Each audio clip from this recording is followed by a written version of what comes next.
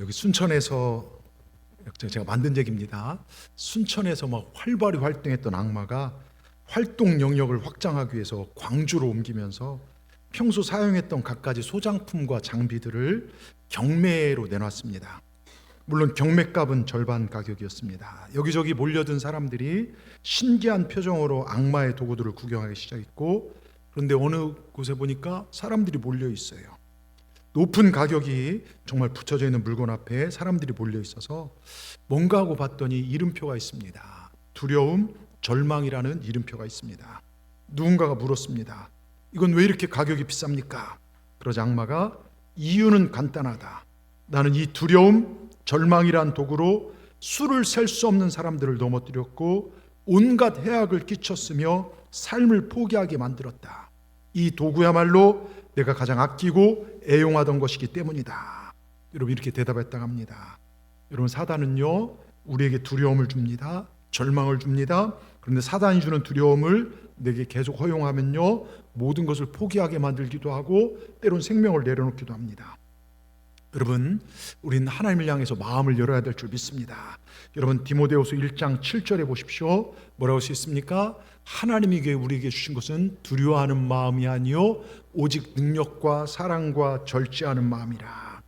어제 다니엘 기도회 저녁에 강사로 나왔던 강사분의 간증을 들으면서 참 은혜가 된 게, 어머니랑 아버지랑 싸우고 어머니가 제초제를 먹고 14살에 자살을 해요. 돌아가신 현장을 보게 되고, 또 아버지가 술에 취해서 죽는 것도 보고, 근데 하나님께 살려달라는데 그렇게 잘 안 됐어요.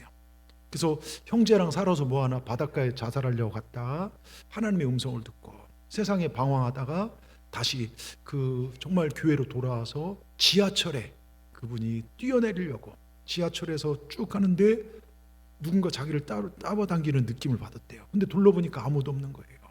근데 부활하신 주님을 거기서 만나요. 하나님의 사랑을 체험하게 됩니다.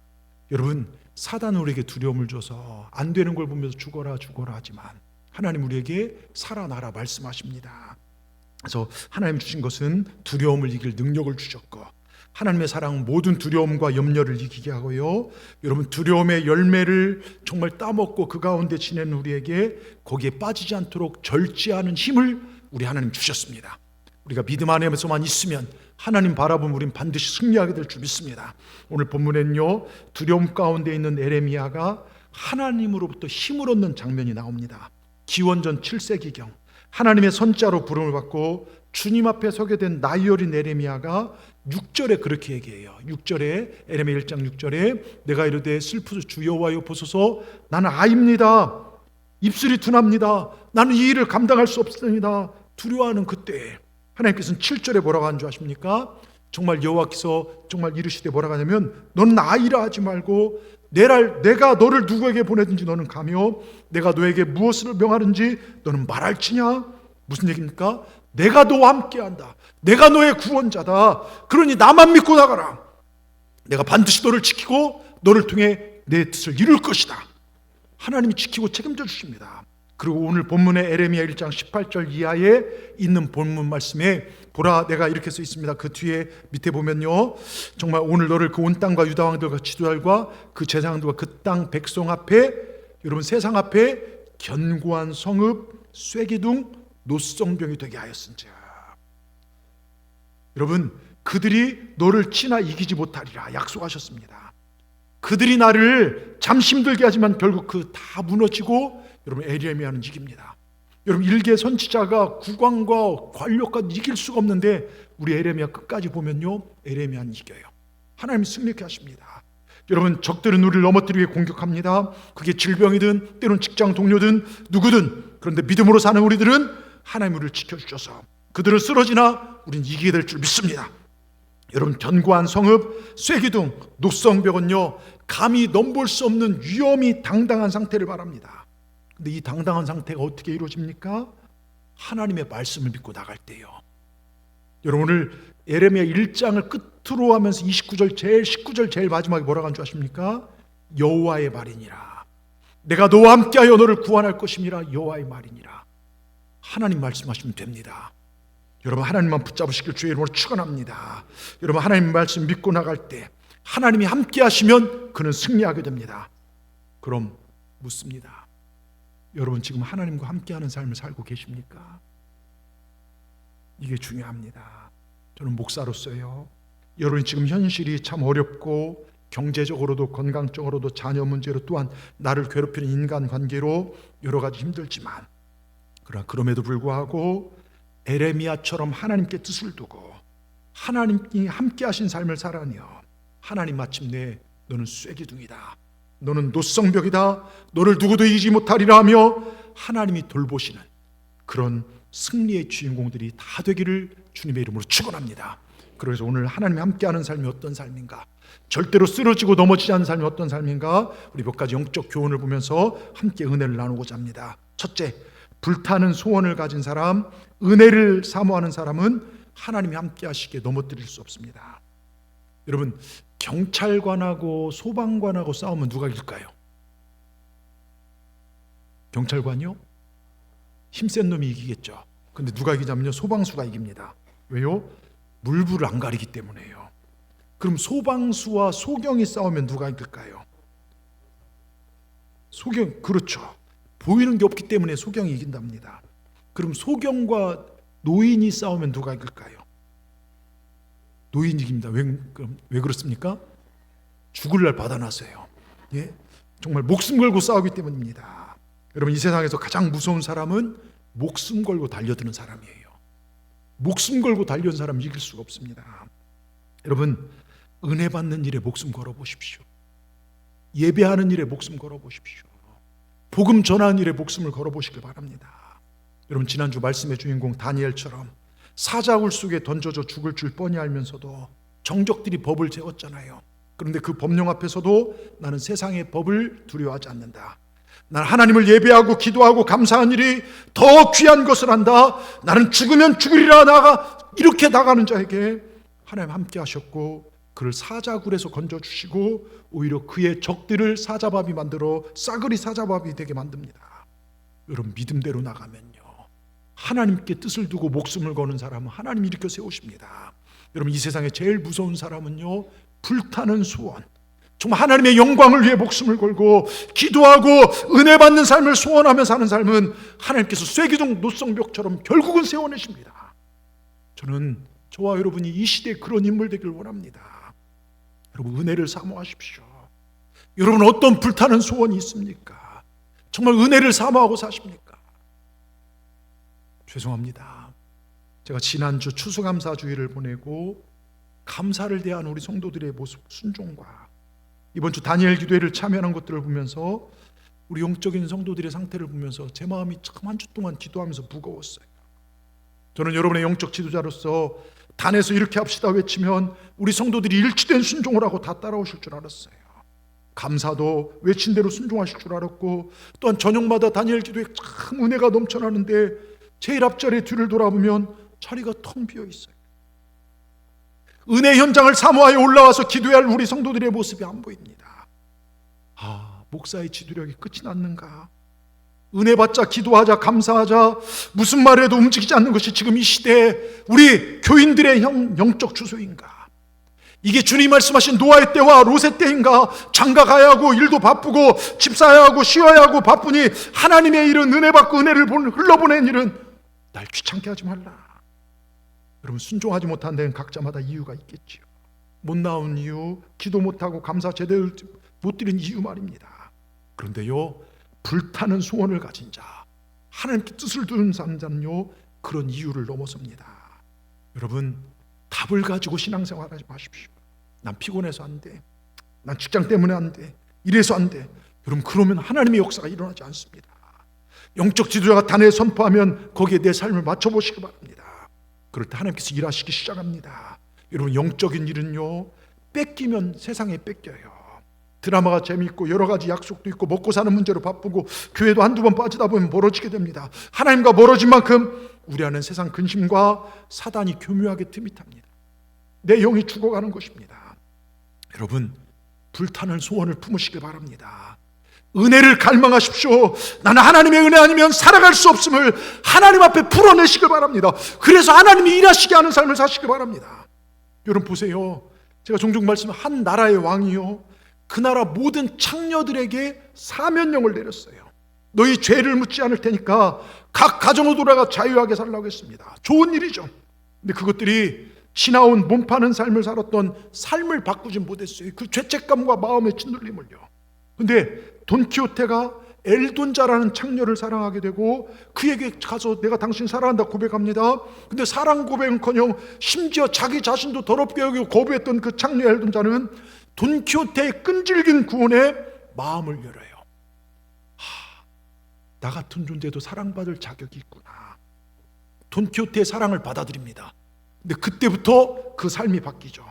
여러분, 창녀에게 사면령을 내린 한 왕이요, 한 창녀에게 찾아가서 내 왕비가 되어달라고 요청했다고 해봅시다. 말도 안 되는 일이죠. 근데 그 창녀가 왕비가 되었을 때 신부는 바뀝니다. 그의 정체가 달라집니다. 왕과 결혼한 이 왕비는 왕의 모든 것이 내 것이 되고 삶이 달라집니다. 행동이 달라지게 되어 있습니다. 왕이 창녀에게 끈질기게 구원한다? 이거 있을 수 없는 일이죠. 그런데 보십시오. 여러분, 예수님은요, 우리를 얼마나 참고 기다린 줄 아십니까? 여러분 구원하기 위해서 하늘의 영광 보좌를 내리고 이 땅에 오셔서 정말 여러분을 신부 삼으시기 위해서요, 오늘도 우리 주님은 내 신부가 되라 구애하고 계십니다. 여러분, 주님에게 불타는 소원은 바로 여러분입니다. 한 나라의 왕이 아닙니다. 천지우주 만물을 창조하신 왕이시고 우주를 운행하신 분이시고 내 죄를 대신해 죽어주신 분이고 만왕의 왕 되신 분이십니다. 하늘의 천군 천사를 대동하고 이 땅의 마지막 심판주로 오실 분이 우리 주님이십니다. 그분이 우리를 신부로 인정해 주셨어요. 신부로 저와 여러분을 받아주셨습니다. 우리 모두는 예수님을 믿을 때 예수님이 신부가 된 것입니다. 이제는 여러분의 정체성과 신분을 잘 확인하시기 바랍니다. 우린 옛 창녀 과거로 돌아가도 좋을 존재가 아니에요. 내 영광스러운 신분에 우린 집중해야 합니다. 내가 얼마나 어마어마한 존재인지, 내가 얼마나 굉장한 존재인지 이 신분을 묵상하시기 바랍니다. 여러분, 이 신분에서 벗어나지 마세요. 이 신분 안에 살아가는 게 신앙생활입니다. 조금 안 된다고, 세상적으로 안 풀린다고 기죽지 마십시오. 때론 유혹에 넘어질 때도 있어요. 몸이 아플 때도 있고 힘들 때도 있고. 그런데 여러분을 사랑하셔서 구원하신 주님의 그 사랑과 나는 주님의 사랑받는 존재 사실 여러분 잊지 마시기 바랍니다. 우리는 그럼 승리할 수 있어요. 세상 가치관으로 성공했냐, 잘했냐, 이쁘냐 이런 가치관으로 여러분을 보지 마시고요. 하나님이 나를 얼마나 사랑하시는지요. 여러분 보세요. 때는 우리는 다른 사람 초청할 때도 있고 초청 받을 때도 있어요. 저도 정말 저는 여러분 초청이 다 그게 영광인데 제 개인적으로 죄송합니다. 개인적으로 저한테 되게 충격적인 초청들이 몇 개 있었어요. 한 분은 종로의 빌딩 SK 계열사의 한 사장님이 예배를 드리러 가서 예배 드려서 그 사장실에 사장 의자에 앉아서 그분은 밑에 앉고 예배를 드리고 안수기도를 해드린 적이 있어요. 또 YTN 사장했던 그 한 권사님, 무슨 권사님 계세요. 그분이 YTN으로 정말 사장으로 갔을 때 여러분 남산타워 아시죠? 그게 쫙 하면 마징가 제트가 나오는 게 아니라 그게요, 저기 송출하는 거예요. YTN 그 꼭대기 하면 돌아가는 레스토랑이 있어요. 그곳에 가서 제가 예배를 인도하고 그분을 예배한 적도 있어요. 초청을 받아서요. 아무나 못 가는데 그 통로를 제가 딱 도착하니까 열어주고 남산을 차를 끌고 이렇게 올라간 아마 민간인 중에는 처음일 겁니다. 그런 일도 있고요. 사성 국회의원 사무실 가서 정말 그분 안수기도 해준 적도 있어요. 저는 개인적으로 이런 것들이 제 안에 정말 되게 영광스럽게 생각합니다. 어린 나이지만 목사의 안수기도가 정말 예수님으로부터 받는 기도라 생각하여 머리를 숙이고 안수를 받는 그들의 모습 보면서 참 감사합니다. 여러분 근데요 보세요. 높은 사람이나 힘께나 있는 사람들이 초청해 주는 것을 사람들은 영광이라고 해요. 내가 그 사람 한다, 그 사람도 나 한다 하면 영광스럽게 생각합니다. 그렇다면 여러분 이 예배 현장으로 여러분을 초청해 주신 분 누구십니까? 여러분 그런 마음을 가지고 오셔야 돼요. 이 교회 오실 때마다, 우리가 기도회로 모일 때마다 이 예배 현장으로 나를 초청해 주신 분이 누구신가? 우리 예수님이십니다. 예수님 앞서도 말씀, 하늘과 땅 위에 가장 높으신 분이 우리 주님이십니다. 과거와 현재 미래의 전 역사를 통하여 가장 높으신 분이 우리 주님이십니다. 그분은 천지를 창조하신 분이고 마지막 날에 온 인간을 심판하실 우주의 대왕입니다. 우리는 지금 이곳에서 그분을 예배하는 것입니다. 여러분 모든 예배에는 하나님의 부르심이 있어요. 하나님 부르심에 합당하여 여러분 오늘 이곳에 온 것입니다. 이곳에서 기도하고 말씀 들을 때 우리는 신앙이 성장되어지고 병이 고침받고 하나님의 뜻을 발견하게 되는 것입니다. 그래서 부르심의 신분되어 사는 것의 첫 번째가 예배입니다. 그래서 가장 큰 복은 예배하는 것입니다. 예배는 사업보다 우선됩니다. 우리 유미자 권사님 저 뒤에 딸들하고 있지만 지난주 여러분 돌아가신 분들이 폐에 진짜 완전 돌아가신다고 했어요. 저 병원에 제가 직접 그 의사한테 얘기를 들었어요. 딸은 울면서 집에 돌아와. 근데 지금 3년 만에 살아고 걸어오셨는데 엊그제 또 따님한테 연락 왔어요. 목사님 기도해달라고 갑상선에 이상한 게 발견됐고 신장이 안 좋다고. 제가 병원 가려고 했더니 거기는 면회가 안 된대요. 이만큼 갔다 돌아오고 전화로만 몇 번 기도해드렸는데 지금 갑상선도 그렇고 다행히 다 좋아서 다시 나오셨어요. 저는 기도의 힘이라 믿습니다. 예배를 사모해서요 지금 예배에 올라오셨어요. 여러분 우리에게 가장 큰 복은 예배하는 것입니다. 예배는 사업보다 우선되고요 돈 버는 것보다 우선되는 거예요. 밥 먹는 것보다 중요합니다. 그러므로 내가 예수님을 모시고 산다면 어떤 희생과 대가를 지불하고서라도 먼저 예배하는 것, 여러분 이게 불타는 소원이 되기를 주의 이름으로 축원합니다. 여러분 예배에 대한 불타는 소원이 있기를 주의 이름으로 축원합니다.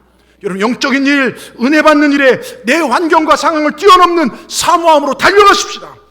그래서 하나님이 예배에 내오신 복을 받아 누리시길 주의 이름으로 축원합니다. 그래서 이 마지막 시대 하나님이 세우시는 쇠기둥 노성벽 같은 하나님 인정하는 성도들이 우리 모두가 되기를 주님의 이름으로 축원합니다. 두 번째요, 시련을 이겨내는 사람은 하나님이 함께 하시기에 넘어뜨릴 수 없습니다. 여러분 고난 시련 없는 사람이 세상에 어디 있습니까? 살아간다는 건 제가 살아보니까 시련과 고난이 더 커지고 연속입니다. 어린아이부터 노인까지 누구나 다 어려움이 있습니다. 여러분 성경에 오늘의 주인공 에레미야처럼요 시련을 많이 당한 사람도 그리 흔치 않을 것입니다. 하나님 말씀에 순종하여 왕을 향해 국가와 민족을 향해 예언하고 야 너희들 우상 숭배를 철폐해라, 나라의 공의와 질서를 바로잡아라, 가난한 사람들을 박해하지 마라, 정말 이걸 서심없이 외쳤어요. 근데 그걸로 힘 있는 자들에게, 정치인들에게, 왕에게 사람들의 미움을 삽니다. 엄청난 박해를 받고 시련을 당했습니다. 근데 결론적으로 그가 죽었습니까? 무너졌습니까? 아닙니다.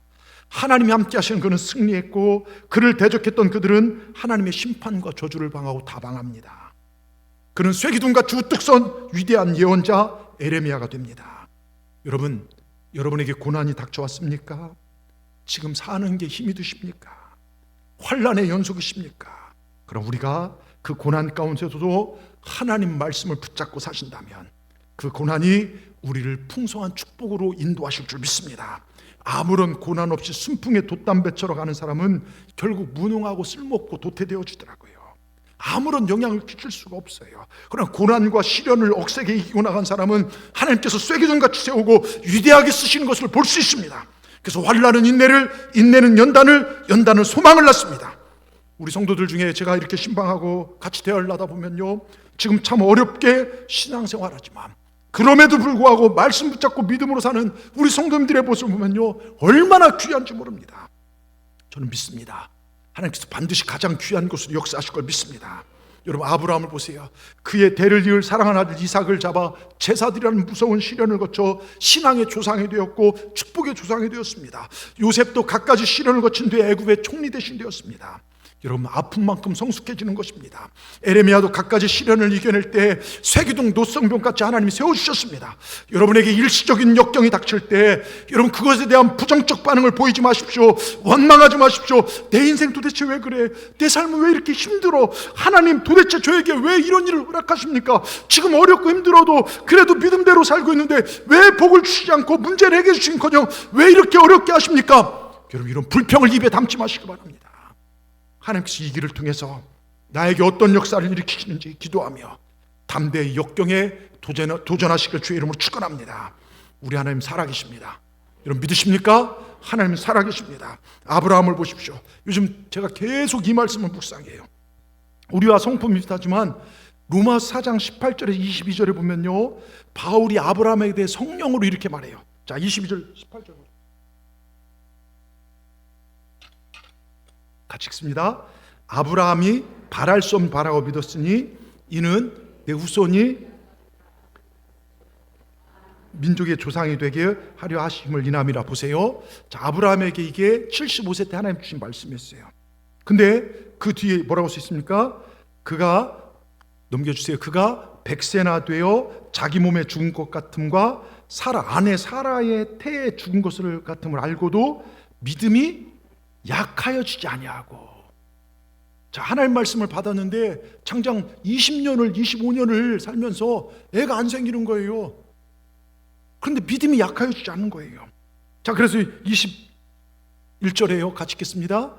믿음이 없어 하나님의 약속을 의심치 않고 믿음에 견고해져서, 여러분 보세요. 하나님께 영광을 돌려. 믿음이 없어 하나님의 약속을 못 믿겠네, 이거 왜 이러지, 이게 아니라 믿음이 견고했다는 거예요. 그러면서 하나님께 영광을 돌리며, 저 21절 뭐라고 써 있습니까? 약속하신 그것을 또한 능히 이루실 줄을 확신. 여러분 지금 몸으로는 불가능한 상태예요. 근데 하나님이 약속하신 것을 반드시 이룰 걸 확신했다는 거예요. 그러니까 하나님께서요 22절에 뭐라고 하셨습니까? 그러므로 이것을 그에게 의로 여기셨느니라. 하나님께서 아브라함에게 야, 네 씨가 하늘의 별처럼 땅의 모래알처럼 많으리라 약속했는데 이미 시간이 20몇 년이 지났어요. 이제 아브라함 나이 100세가 됐습니다. 남자로서 기능 없어지고 아내 사라도 90세예요. 할머니입니다. 근데 그는 자신의 상황이나 아내의 상황보다 하나님 말씀을 더 붙잡았어요. 믿을 수 없는 중에 믿고 확신을 갖고 믿었습니다. 여러분 이게 아브라함의 믿음이에요. 그는 고난 중에서도 하나님 죽은 자도 살리신다. 없는 것을, 이게 로마 4장 17절 내용이에요. 하나님은 죽은 자도 살리시고 없는 것을 있게 하신 분임을 믿었다는 거예요. 여러분 정말 오직 하나님이 하시면 된다는 걸 믿었습니다.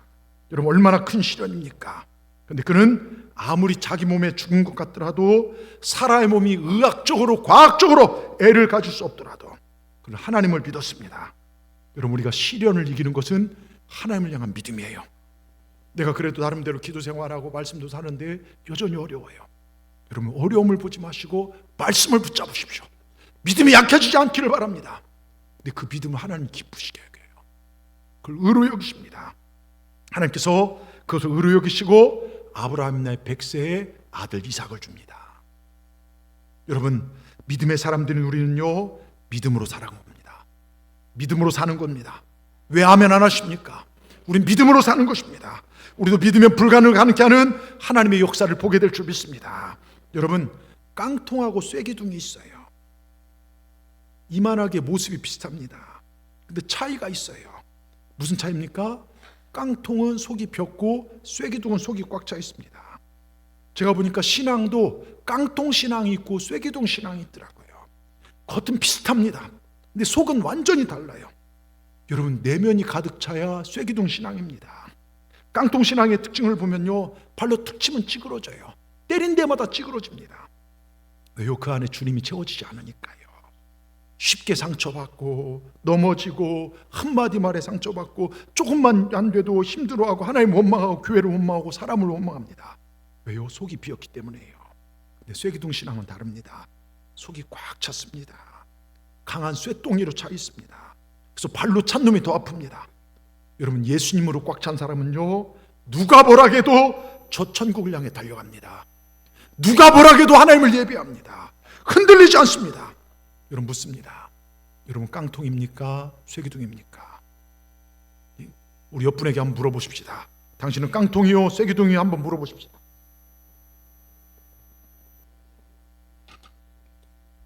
여러분 정말 내 안을 말씀으로 채우십시오. 성령으로 사모하시고 성령으로 채우십시오. 사랑으로 채우시기 바랍니다. 내 중심에 예수님을 채우시기 바랍니다. 그럼 우리 승리하게 될 줄 믿습니다. 여러분 세상에 많고 많은 기적이 많지만요 내가 구원받고 나 같은 사람이 하나님의 자녀가 되었다는 것, 이것보다 더 큰 기적이 어디 있습니까? 내가 도대체 무엇이 간대요? 내가 어찌 하나님의 자녀가 되고 이 초라한 영혼의 가슴 속에 천지우주 만물을 창조하신 하나님이 내 안에 찾아오신단 말입니까? 우리가 도대체 무엇이 간대 예수님께 십자가에 죽으시고 나를 위해 부활하십니까? 우리가 도대체 뭔데 오늘 예배하는 이 자리에 임재하셔서 우리 예배를 받으십니까? 여러분 우리 안에 찾아오신 그 주님을 바라보시기 바랍니다. 그럼 어떤 시련도 이겨낼 줄 믿습니다. 내 안을 예수님으로 채우세요. 예수님으로 채우셔서 정말 주님이 인정하는 이 시대의 쐐기둥 노성벽, 우리 성도들 다 되기를 주의 이름으로 축원합니다. 끝으로요 포기하지 않는 불굴의 믿음의 사람과 하나님 함께 하시고, 그런 사람은 그 누구도 넘어뜨릴 수 없습니다. 여러분, 가장 유명한 무신론자 중에 한 명이 프랑스의 계몽주의 철학으로 유명했던 볼테르라는 사람입니다. 그가 이런 얘기를 해요. 기독교가 건설되기까지 수천 년이 걸렸지만 나는 프랑스의 한 사람으로 50년 안에 기독교를 다 파괴해버린 것을 보여주겠다. 100년 안에 이 성경책은 다 없어진다. 여러분, 이런 외침을 외쳤어요. 큰 소리치며 하나님을 힘껏 하늘을 향해 조롱했습니다. 하나님을 욕하면서 있으면 나를 죽여봐라. 근데 그에게도 죽음의 날이 다가와요. 죽음의 날이 다가옵니다. 그는 병에 걸려서 무서워 벌벌 떨며, 나는 하나님과 사람에게 버림을 당하였구나.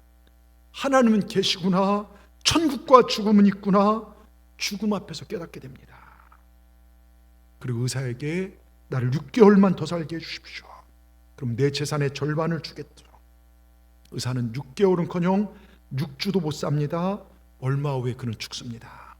그가 죽으면 어떻게 됩니까? 제네바에 있는 스위스 성서공회가 볼테르의 집을 삽니다.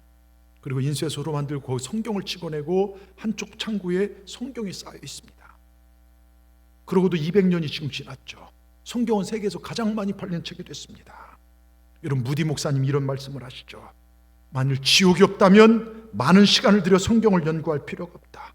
이거 성경 다 불태워버려야 한다. 지옥이 없다면 많은 시간과 돈을 들여 이 예배당 건축할 필요도 없다.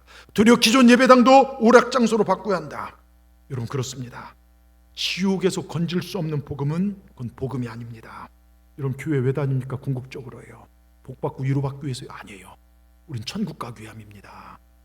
여러분, 지옥이 없다면요, 영원한 심판이 없다면 복음이 필요 없고, 우린 예수 믿을 필요도 없고, 나가서 복음을 전할 필요도 없죠. 이 시간에 교회 나와 왜 있습니까? 놀러 가든지 늦잠을 자든지요. 그런데 히브리서 9장 27절에 뭐라고 써 있습니까? 우리 같이 두렵고 떨린 마음을 읽겠습니다. 한 번 죽는 것은 사람에게 정하신 거예요. 그 후에는 심판이 있으리니. 한 번 죽는 건요, 사람에게 정하신 것입니다. 그 누구도 이 죽음을 비껴갈 수 없습니다. 누구도 피할 수 없는 것이 죽음이고, 그 후에 심판을 받게 됩니다. 그리고 우리 예수님 처음으로 공생애를 하시면서 사람들에게 외친 메시지가 뭡니까? 회개하라, 천국이 가까웠느니라. 회개하라, 천국이 가까웠느니라. 여러분, 심판이 가까이 왔다는 것입니다. 여러분, 죄를 회개하고 여러분 중심에 예수님을 믿기를 주의 이름으로 축원합니다. 저는요, 저를 보십시오. 저를 비롯해 동산의 모든 성도들이요, 천국을 불타는 소원으로 사모하기를 바랍니다. 여러분, 우리 중에 한 명도 여러분 다시는 못 나올 곳이에요. 거기 들어가면 안 됩니다. 또 우리는 언제 어떤 일을 당할지 모릅니다. 여러분, 오늘 예배드리고 가다 사고로요 무슨 일을 당할지도 모르고요. 여러분, 내 심장에 혈관 하나 막혀도, 관상동맥 하나 막혀도 죽을 수 있는 게 우리 인생입니다. 그러게 언제 죽더라도, 무슨 일을 당하더라도 주님 앞에 설 수 있도록 여러분, 예수님이 나의 그리스도로 확실히 모시고 사시길 주의 이름으로 축원합니다. 오늘 예배에 나온 우리 동산교회 교회 되신 여러분의 불타는 소원은 무엇입니까? 왜 하나님이 이 아름다운 동산교회를, 이곳에 아름다운 예배당을 건축하고 갈 곳을 알지 못하는 수많은 백성들이 이 성전에 와서 구원받게 하는 것, 이게 하나님의 뜻 아니겠습니까? 지옥으로 떨어져가는 내 주의 영혼들을 구원하는 것, 이것이 우리의 불타는 소원으로 우리가 포기하지 않고 기도하고 나갈 때 하나님 우리 삶을 쇠기둥 노성벽처럼 세우실 것이고, 결국에 우리를 통해 구원을 이루시며 우리 삶을 풍요롭게 하실 줄 믿습니다. 우리가 우리 교회 안에 이 불타는 소원으로 가득하기를 주의 이름으로 축원합니다. 오래전요, 제가 여수 내려오기 전에 서울에 부목사로 있었던 광림교회 압구정동 강남에 정말 여러분 그 땅을 사고 500평 지하를 팠어요. 근데 건축이 중단돼 버렸습니다. 그 안에 이상하게 물이 고여서요 붕어떼들이 있는 거예요. 건축허가는 나오지 않고 3개월 동안이나 공사를 못한 어려움이 있었습니다. 그때 광림교회 김선동 감독님이요, 날마다 성도들과 특별 새벽 기도를 하면서 공사 현장 주위를 7번씩 돌았대요. 여리고성처럼 돌아서 돌면서요, 이 정말 교인들과 함께 수백 명이 이제 뛰는 거예요. 성전 건축, 성전 구호를 외치면서요, 이스라엘 백성이 여리고성을 돌듯이 교인들과 함께 뛰었습니다. 주변의 사람들이 미쳤다고 이곳에 예배당이 세워질까 의심을 했습니다. 조롱도 했습니다. 이런 악성 루머가 들려요. 저 사람 부도 내고 도망갈 사람이다. 건축비 가지고 미국으로 도망갈 사람이다. 근데 김선두 감독님과 강릉교회 성도들은 오직 하나님만 의지하며 뛰었습니다. 우리는 부족해도 하나님이 하실 수 있다고 하는 확고부동한 믿음을 가지고 뛰었습니다. 세상이 교회 세운 것을 방해해도 하나님이 이 교회를 세우고 수많은 영혼을 구원할 것이다 믿었습니다. 여러분 어떻게 된 줄 아십니까? 오히려 의심하고 조롱했던 자들마저 광림교회 성도들이 되어서 축복을 누리며 하나님의 영광을 위해 나가고 있습니다. 지금은요 8만 명이 넘는 세계 최대의 감리교회가 됐습니다. 여러분 누구에게나 아픔은 있어요. 고난도 다가옵니다. 뜻하지 않는 어려움도 옵니다. 그런데 기억하십시오.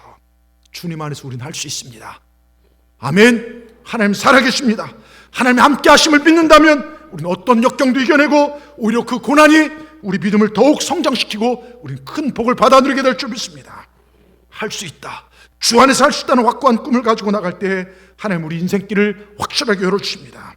말씀 붙잡고 즉 말씀대로 나아간 자는 하나님이 구원케 하십니다. 오늘 여러분 에레미야를 부르고 정말 하나님께서 말씀하신 그 결과가 뭡니까? 1장 19 뭐라고 써 있습니까? 내가 너와 함께하여 너를 구원할 것임이라 여호와의 말이니라. 여러분 믿으시길 바랍니다. 하나님 말씀입니다. 하나님 말씀은 능력입니다. 하나님 말씀으로 천지를 창조했습니다. 하나님 말씀은 살았고 운동력이 있습니다. 하나님 말씀은 우리 미래를 복되게 창조하는 씨앗입니다. 하나님 말씀은 우리 아픈 인생을 치유합니다. 말씀으로 귀신은 떠나갑니다. 하나님 말씀으로 여러분의 심령을 쐐기둥처럼 채우십시오. 은혜를 사모하십시오. 주님을 향한 불타는 소원을 이 시간 다시 한번 일으키시길 주의 이름으로 축원합니다. 나이 많다고요? 바쁘다고요? 힘들다고요? 아니에요. 여러분 내가 의지를 가지고 나갈 때 하나님께 모든 걸 이기게 할 줄 믿습니다. 여러분 이번 지금 지난 10월 27일 동성애 차별금지법과 맞서 한국교회가 목소리를 내기 위해서요 200만 명의 예배를 이끌었던 부산의 세계력교회 손현보 목사님, 이분의 열정이 거기 여러분 정말 수백만 명 모였고 질서 정연했고 또 거기에 참여한 사람들 병난 사람도 많고 참 굉장히 좋은 것들이 많았어요. 근데 이 손현보 목사님의 간증입니다. 제가 새벽기도에 말씀드린 한번 들어보십시오. 저는 부자 아버지와 두 번째 부인이었던 어머니 사이에서 막내로 태어났습니다. 저희 아버지는 면 전체에 자동차가 한 대도 없었던 시절 아버지만 자동차를 소유할 정도로 부유했고 방앗간과 토지도 가지고 있었습니다. 그런데 제가 4살 때 아버지가 갑자기 세상을 떠났습니다. 돌아가실 때 우리 가족이 살아갈 수 있도록 유산을 나눠주라고 말했지만 아무것도 받지 못했고 어린 네 남매를 데리고 어디에도 갈 곳이 없어서 어머니는 그냥 먼 친척이 주는 근처 창고를 개조해 살았습니다. 어머니는 산에서 나무를 해서 팔거나 남의 집 일을 해주며 저희 가족은 근근히 입에 풀칠하며 가난하게 살게 되었습니다. 아플 수도 없이 저녁까지 일만 했지만 하루하루 살기가 어려웠습니다. 어머니는 돈 먹고 죽었으면 좋겠다고 늘 말씀하셨지만 먹을 돈이 없어서인지 94세까지 사셨습니다. 어느 날 중학교에 가려고 거울에 있는 제 얼굴을 보는 순간 절망이 밀려왔습니다. 중학교를 졸업해도 형과 누나처럼 공장에 나가서 일해야 된다는 생각이 밀려온 그날 저는 처음으로 교회에 갔습니다. 저는 어머니가 절에 기도하러 가면서 태어났고 살던 곳 근처에 있는 무척산에는 사찰이 20개 있는 지역이었습니다. 그때는 좀 모자라고 부족한 사람들이 있으면 교회 가보라고 했던 시절이었습니다. 처음 교회 가서 예배를 드리는데 기도를 마치는 전사님이 저에게 와서는 야, 교회 오는 학생 복장이 왜 그러냐며 야단을 쳤습니다.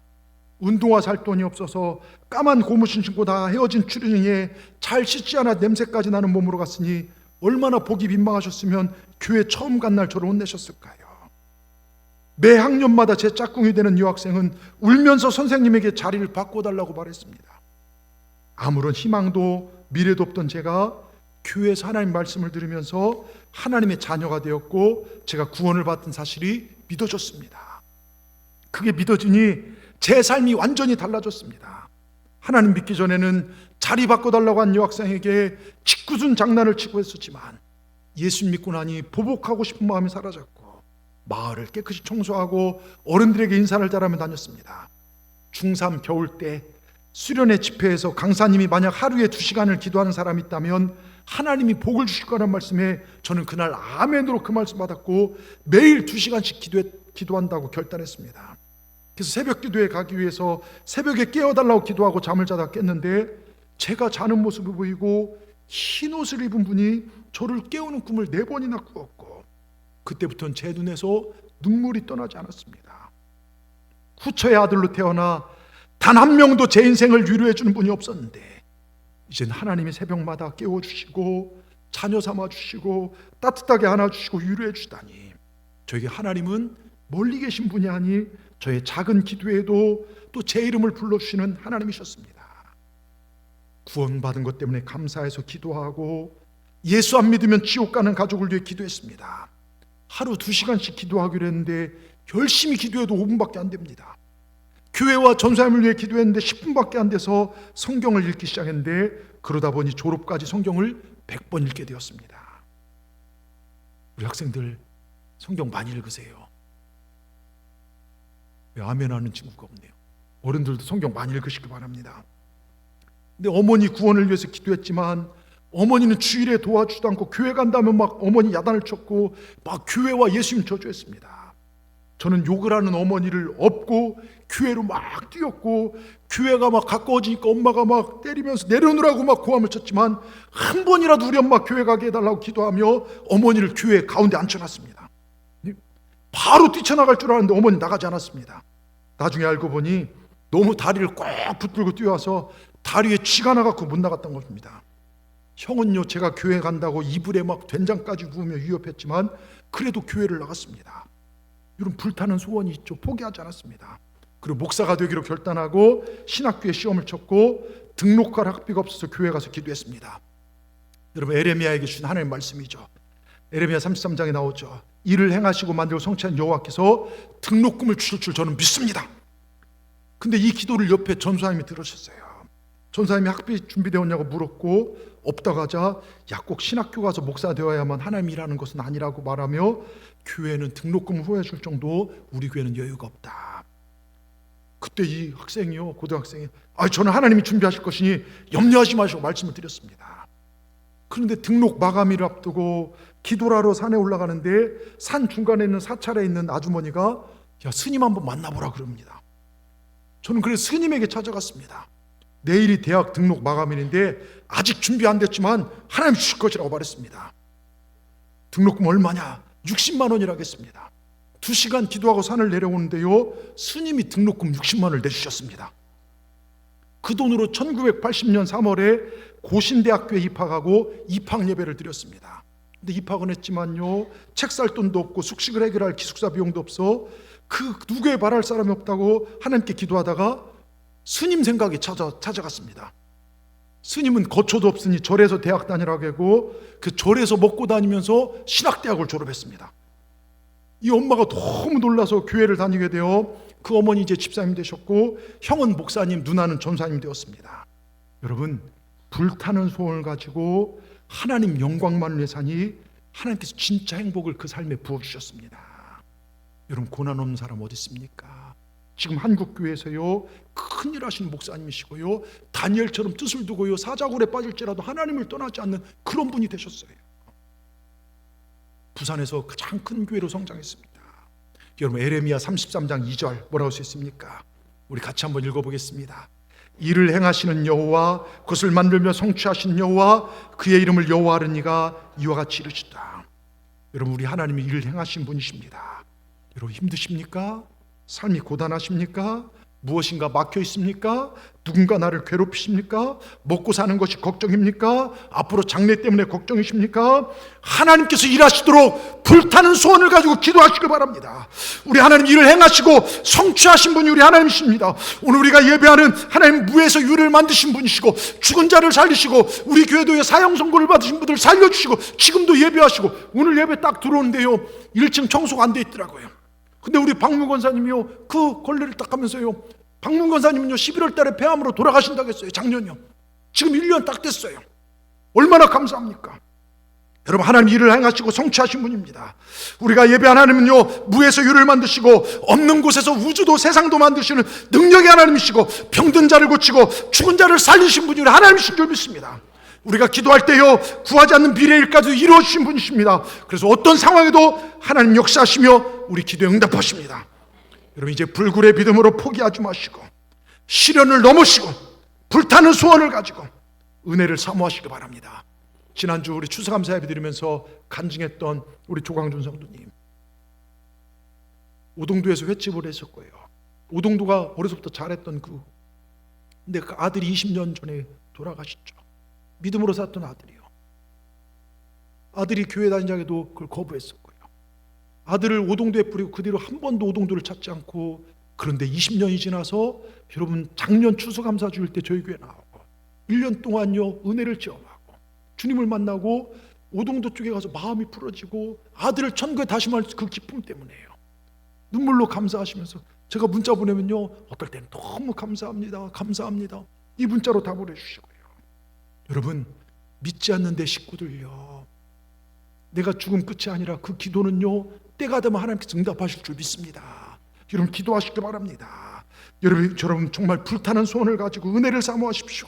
예배를 더 사모하십시오. 하나님 만나는 걸 기뻐하십시오. 그래서 하나님 인정하는 너는 쇠기둥 노성벽 같은 나의 백성이다, 하나님께 인정받는 우리 동산의 모든 성도들 되기를 주의 이름으로 축원합니다. 축원합니다. 기도하겠습니다. 주님 감사합니다. 오늘 거룩한 주일 저희들을 이곳에 초청하셔서 생명 말씀 주시니 감사합니다. 오늘 이 예배는 하나님께서 우리를 초청하신 곳임을 믿습니다. 천지를 창조하신 하나님, 그 하나님께서 오늘 우리를 사랑하셔서 부르셨습니다. 우리는 하나님의 사랑받는 귀한 자녀들입니다. 왕같은 제사장이고 거룩한 하나님 나라의 백성이고 영원한 천국 백성이 되었습니다. 이 신분을 주시기 위하여 우리 주님은 십자가에서 내 죄를 지시고 물과 피를 쏟으시고 죽으시고 부활하셨습니다. 이렇게 주의 자녀된 신분을 한순간도 잊지 않게 하시고 신분에 합당한 삶을 살아내게 하여 주시옵소서. 불타는 소원을 가지고 어떤 시련과 고난 환난 가운데서도 이 신분을 묵상하며 주님이 날 위하여 고난당하시고 나를 살린 십자가를 묵상하며 이겨내게 하시고 불굴의 의지로 주님을 전하며 최후 승리를 얻는 우리 동산의 성도를 다 되게 하여 주시옵소서. 주님 감사합니다. 오늘도 말씀으로 도전 주시니 참 감사합니다. 주 예수보다 더 귀한 게 없는 삶을 살게 하여 주시옵소서. 오직 예수로 승리하는 우리 모두가 되기를 원하오며 예수님의 이름으로 기도하옵나이다. 아멘.